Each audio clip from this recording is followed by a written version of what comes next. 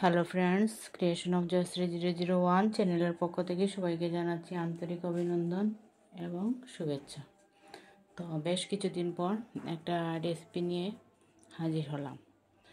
তো এই ভিডিওটি শ্যুট করেছিলাম আমি বেশ কিছুদিন আগে, কিন্তু আওয়াজ দিতে পারি নাই, যার জন্য সেটা পোস্টও করতে পারিনি। তো যেই দিন আমি এই ভিডিওটা শ্যুট করেছিলাম সেদিন ছিল আমার নিরামিষ খাওয়ার দিন। তো দুপুরের মেনুতে অনেক কিছুই ছিল। তো এর মধ্যে আমি একটি মেনু তোমাদেরকে দেখাচ্ছি। সেটা হলো পেঁপে দিয়ে শাক তৈরি। তো প্রথমে আমি পেঁপেগুলোকে ছিলে নিয়েছি এবং ভিতরে যে বিচি এবং সাদা একটুখানি অংশ থাকে সেটাকে চেঁচে পরিষ্কার করে ধুয়ে নিয়েছি। তারপর একটা গ্রেটার দিয়ে সেগুলোকে কুচি কুচি করে নিচ্ছি।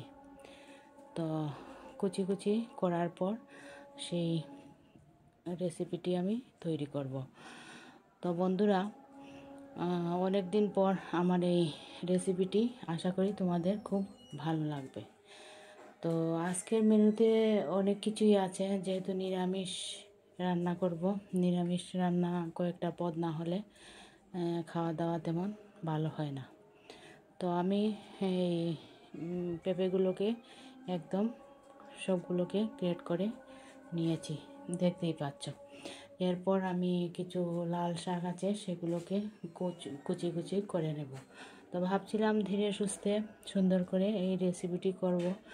আর ভিডিও করতে গেলে তো একটুখানি সময় বেশি লাগে। সাধারণ কাজকর্ম করতে আমরা যেভাবে ঝটপট করে নিতে পারি, ভিডিও করতে গেলে ক্যামেরা সেট করা এইগুলো নিয়ে অনেকখানি সময় চলে যায়। তো আমি লাল শাকটাকে প্রথমে ভালোভাবে ধুয়ে নিয়েছি, আর এখন একটা ছুরি দিয়ে সেটাকে একটুখানি কুচি কুচি করে নিয়েছি। কুচিগুলো একদম ছোটো করে করছি না, বেশ বড়সড় করে কেটে নিচ্ছি। লাল শাক রান্না করব, আর আলু ভাজি করব, ডাল করব, মুগ ডাল করব। তো এদিকে আমি করেছি, আলু ভাজি কেটে নিয়েছি, আর ভাত এবং ডাল, ভাত রান্না শেষ হয়ে গেছে, ডালও সিদ্ধ বসিয়ে দিয়েছি। তো প্রথমে আমি কি করব, এই শাকটা তৈরি করার জন্য কড়াইতে তেল দিয়ে দিয়েছি। তো তেলের পরিমাণ একটুখানি বেশি হয়ে গেছে আমি বুঝতে পারছি, কারণ পেঁপে শাক রান্না করলে খুব বেশি তেলের প্রয়োজন হয় না। তেল বেশি হলে তেলটা কেমন যেন ছেড়ে ছেড়ে যায়। তো একটু অল্প তেল দিয়েই রান্না করতে হয়। তো প্রথমে আমি কুচি কুচি করা এই পেঁপেগুলোকে একটুখানি নুন এবং হলুদ দিয়ে ভাপিয়ে নিয়েছি। আর এদিকে আলু ভাজি করেছি, অনেকগুলো আলু ভাজি আমি এমনিতে রেখে দিয়েছি, আর কিছু আলু ভাজি এই শাকের মধ্যে দিয়ে দিব। তো ফোড়নের মধ্যে সাধারণ ফোড়ন, পাঁচফোড়ন, একটুখানি দারচিনি, এলাচি, তেজপাতা এইগুলো দিয়ে দিয়েছি। এরপর এই ভাপানো পেঁপেগুলো কড়াইতে দিয়ে ভালোভাবে কষিয়ে নেব। এখানে আর জলের প্রয়োজন নাই, যেহেতু আমি একটুখানি ভাপিয়ে নিয়েছি, আর জল দেওয়ার কোনো প্রয়োজন পড়বে না। এগুলোকে ভালোভাবে কষাতে হবে এবং একটুখানি ঢেকে ঢেকে রাখবো। পেঁপে শাক এর মধ্যে কিশমিশ দেওয়া যায়, আবার ঘি ব্যবহার করা যায়। যেহেতু আজকে আমি এই রেসিপিতে ঘি এবং কিশমিশ ব্যবহার করব না, কারণ আমার ছোটো মেয়ে কিশমিশ দেওয়া তরকারি বা ঘি দেওয়া তরকারিগুলো খেতে বেশি স্বাচ্ছন্দ্য বোধ করে না। আমি ধীরে সুস্থে এই রেসিপিটা করতে চেয়েছিলাম, কিন্তু হঠাৎ করে আমার ছোটো মেয়ে ফোন দিয়ে বলল যে সে বাসায় আসছে, তাই তাড়াহুড়ো করে রান্না করে নিচ্ছি যাতে সে আসার আগেই আমার রান্নাগুলো শেষ হয়ে যায়। তো এরপর আমি এখানে রেগুলার মশলা দিয়ে দিচ্ছি।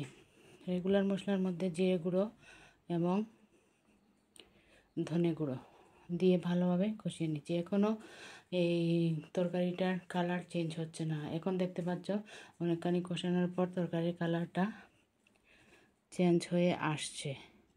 তো এরপর নামানোর আগে আমি এখানে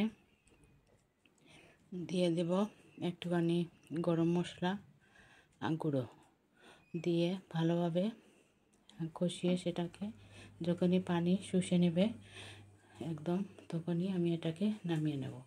তো এর আগে একটুখানি শুকনো মরিচ আমি তেলের মধ্যে ভেজে আলাদা করে রেখে দিয়েছিলাম, যেহেতু তো পেঁপে তরকারিটা ঝাল হবে না, সেই জন্য আমি নামানোর একটুখানি আগে এই শুকনো লঙ্কাগুলো এর মধ্যে মিশিয়ে দিচ্ছি।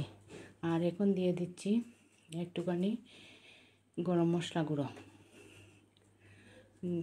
আর ঘি দিতে পারলে কিন্তু এই পেঁপে শাকের টেস্টটা অনেকখানি বেড়ে যায়। আজকে ঘি দেব না, যেহেতু আমার ছোটো মেয়ে ঘি দেওয়া তরকারি পছন্দ করে না, তাই আর ঘি দিচ্ছি না।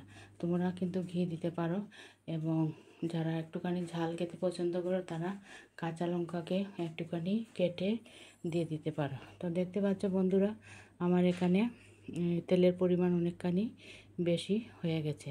তাই আমি কি করছি, সে শাকগুলোকে কড়াইয়ের এক পাশে করে রেখে দিয়েছি, মধ্যখানে এই তেলগুলো এসে জমা হবে। এরপর আমি এটাকে নামিয়ে নেব। তো বন্ধুরা, একটি নতুন কৌশল আমি দেখালাম। যদি কোনো ভাজিতে তেল বেশি হয়ে যায়, তাহলে এইভাবে যদি আমরা কড়াইয়ের চারদিকে সবজিগুলোকে উঠিয়ে নিই, তাহলে মধ্যখানে এসে তেলগুলো জমা হয়ে যাবে। আশা করি আমার এই রেসিপিটি তোমাদের ভালো লাগবে, খেতেও বেশ সুস্বাদু হয়েছিল। তো বন্ধুরা, যদি আমার এই ভিডিওটি তোমাদের ভালো লাগে, অবশ্যই আমার চ্যানেলটাকে সাবস্ক্রাইব করো, লাইক করো, শেয়ার করো এবং কমেন্টস করো। তো বন্ধুরা, কেমন হলো আমার এই রেসিপিটি অবশ্যই জানাবে। তো বন্ধুরা, সবাই ভালো থাকো এবং আনন্দে থাকো। Thanks for watching my